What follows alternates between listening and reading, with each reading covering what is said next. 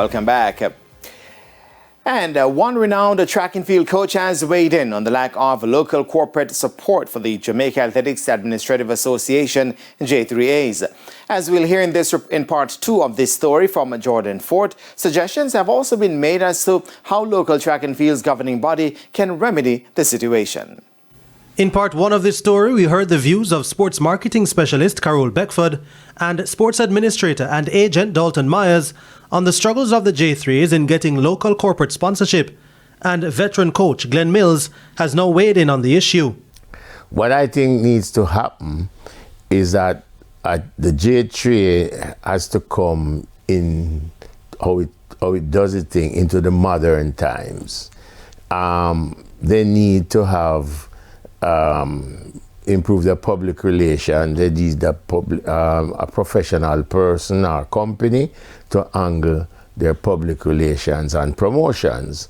Myers was head of sports at UWI Mona campus and currently the director of high-performance sport programs at Queen's University in Canada. He believes athletics can take a page from the book of the Professional Football Jamaica Limited, PFJL, whose CEO is on secondment from corporate Jamaica. The model with the PFAJ and with the CEO role, that has worked. That has been a really great one, I think. And I think that's another example of how do you partner with a corporate body and have some of that support system in place. Mills, who also leads the organizing committee for the Racers Grand Prix, is suggesting local track and field's governing body try to attract support by using existing products.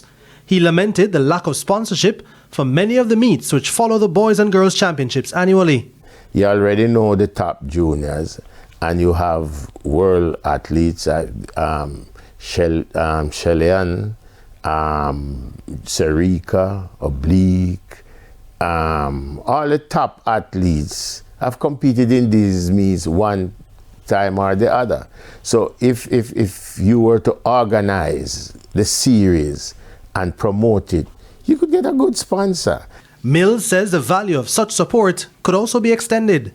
That would give the local sponsorship some kind of exposure and incentive, because then they could then market the continuity of people competing in these meets going on to the World Championship, the Olympics, and what have you. Based on the J3's financial statements, in 2023, the total receivables was approximately $36.1 million, with the lion's share coming through a $31.1 million sponsorship. $3 million came in from TVJ for broadcast rights, approximately $1.5 million from Mystic Online, and $500,000 from the Intersecondary School Sports Association, ISA. For Beckford, the conversation needs to be expanded to the state level to lay the platform for sports like athletics locally. So someone like Stephen that has experience in financial planning and budgeting, he's a good person to bring to the table and say, listen, in the next 5 years, we will have this amount of equipment required to expand. We have more schools, Here's the estimate. Give us 2-year duty-free equipment. So that means everybody know level, and then you move it. And every 5 years you renew it. Based on the notes in the J3A's latest financial report, a figure of $15 million for what is referred to as other sponsorship was reported for 2023, with a total of $8 million coming from the Jamaica Civil Aviation Authority and Supreme Ventures Limited combined. The rest were split between several other companies. The majority of the J3A's revenues come from its apparel deal with Puma, whose sponsorship amounted to over $300 million in 2023 and approximately $235 million in 2022.